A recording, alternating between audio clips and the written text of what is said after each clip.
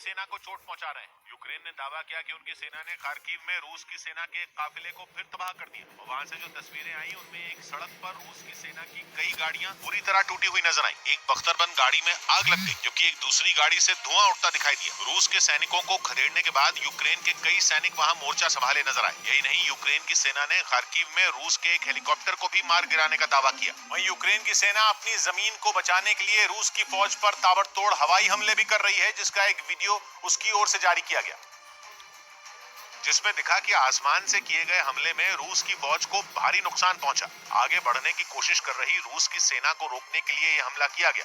अचानक हुए इस हमले में उसके काफिले में शामिल गाड़ियां पलक झपकते ही आग के गोले में तब्दील हो गई और वहां से धूल और धुएं का गुबार उठता दिखाई दिया। हालांकि काफिले में आगे चल रही कुछ बख्तरबंद गाड़ियां बाल बाल बच गईं। 30 सेकंड के इस वीडियो में यूक्रेन की सेना एक के बाद एक कई हमले करती नजर आई। उधर यूक्रेन की सेना ने भीषण युद्ध के दौरान रूस के टैंकों और मिसाइलों को तबाह कर दिया। इसका एक वीडियो भी यूक्रेन की सेना की तरफ से जारी किया गया। हालांकि ये वीडियो किस इलाके का है इसका पता नहीं चल पाया, लेकिन जो वीडियो जारी किया गया उसमें रूस की सेना के टैंक और मिसाइलें धमाकों के साथ उड़ती दिखाई दी। इन धमाकों से पहले वीडियो में मिसाइल और गोला बारूद से भरे रूस की सेना के 2 ट्रक खड़े नजर आए। तभी यूक्रेन की सेना ने मिसाइल दागकर एक ट्रक को उड़ा दिया। इस दौरान वहां रूस की सेना का एक जवान भी खड़ा था, जो हमले के बाद वहां से भाग खड़ा हुआ।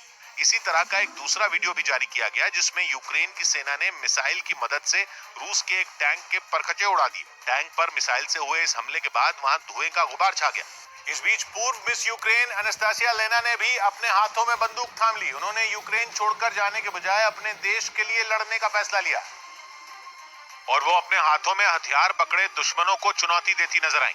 ये तस्वीर उन्होंने सोशल मीडिया पर भी शेयर की। अनास्तासिया लेना ने रूस के लगातार होते हमलों के बीच सेना में शामिल होने का फैसला किया।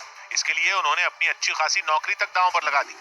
हालांकि इस जंग में वो अकेली नहीं है, बल्कि उनके साथ युवाओं की एक लंबी कतार है जो सेना में शामिल होना चाहती है। एमनेस्टी इंटरनेशनल नाम के संगठन ने दावा किया कि रूस ने यूक्रेन पर क्लस्टर बम से हमला किया।